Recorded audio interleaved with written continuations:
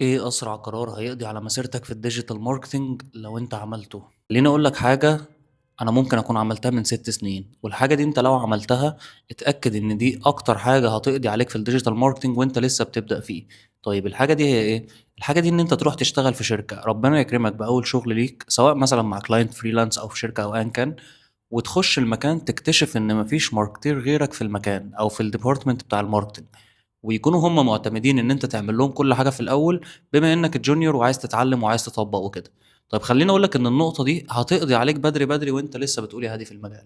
ليه بقى؟ لإن أنت هنا هتبقى في صراع أصلًا، أولًا أنت ما عندكش حد experience أكتر منك ترجع له في المشاكل اللي هتقابلك، ثانيًا أنت هيبقى عندك تحديات وضغوطات كل يوم إن أنت تنفّذ للناس دي اللي هم عايزين يعملوه، اللي هو على أرض الواقع مستحيل يحصل بماركتير واحد، ومستحيل يحصل بماركتير أصلًا لسه بيبدأ. فلو أنت جالك فرصة في الأول ولقيت نفسك هتخش مكان ما فيش حد بتاع marketing غيرك فيه، أو أنت مثلًا واحد بس هيساعدك أو كده، اتأكد إن أنت لو شيّلوك كل الtasks أو شيّلوك كل حاجة من أول يوم وبيقولوا لك إحنا عايزينك تعمل 1، 2، 3، 4، وأنت دخلت في صراع إنك بتحاول دايمًا تدوّر وتطبّق وتنفّذ وتعمل لهم أحسن نتايج، اتأكد إن أنت هتبقى نهايتك قريّبة لو ما طلعتش من الحتّة اللي أنت داخلها دي.